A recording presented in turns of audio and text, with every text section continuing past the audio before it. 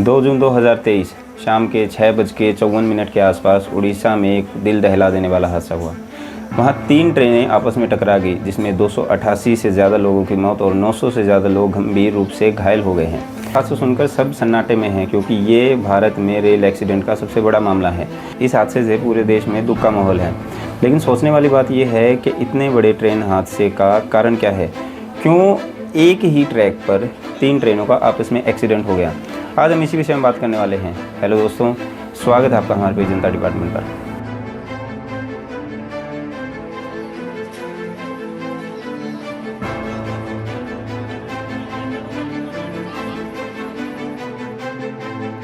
दोस्तों आइए सबसे पहले ये जानते हैं कि ये हादसा आखिर हुआ कैसे था। तो हुआ यूँ कि शाम 6:35 के आसपास हावड़ा से आ रही कोरोमंडल एक्सप्रेस बालासेर के बाहानगा बाजार स्टेशन से निकली। इस ट्रेन को चेन्नई जाना था।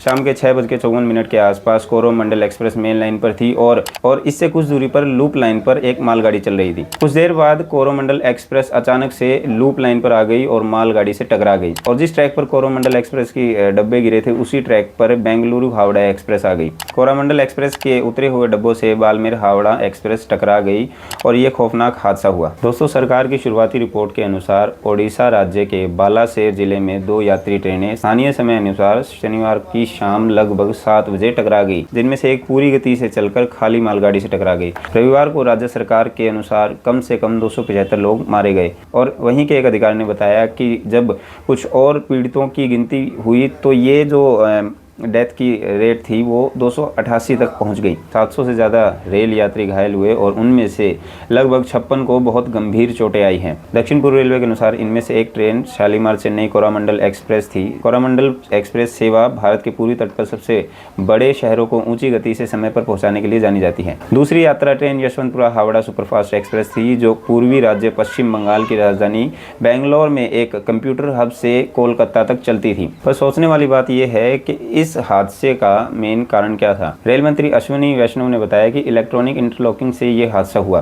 दरअसल इलेक्ट्रॉनिक इंटरलॉकिंग सिस्टम के जरिए किसी भी ट्रेन का ट्रैक तय किया जाता है। इस सिस्टम का यही काम है कि किसी भी ट्रेन को आगे बढ़ने का संकेत तब तक नहीं दिया जाता जब तक आगे का मार्ग सुरक्षित ना हो। जब रेल मंत्री से पूछा गया कि इस हादसे के पीछे कौन लोग हो सकते हैं, तो रेल मंत्री ने कहा कि इस विषय में जांच एक अलग मुद्दा है। इलेक्ट्रॉनिक इंटरलॉकिंग के दौरान जो बदलाव हुए हैं उसके कारण यह हादसा हुआ। इसका उचित पता लगाने में समय लगेगा कि ये किसने और क्यों किया। रेलवे प्रोटेक्शन आयोग ने जल्द ही इस घटना की रिपोर्ट देने की बात कही है। साथ ही रेल मंत्री ने बताया कि बुधवार तक सभी ट्रैक वापस चालू कर दिए जाएंगे। पर अब सवाल ये उठता है कि इतना बड़ा हादसा जो हुआ उसके ऊपर कोई कार्रवाई होगी या नहीं होगी, और अगर कोई कार्रवाई हो भी जाती है तो जो लोग चले गए हैं, जो लोग गुजर गए हैं, उनकी ज़िंदगी का जिम्मेवार कौन होगा?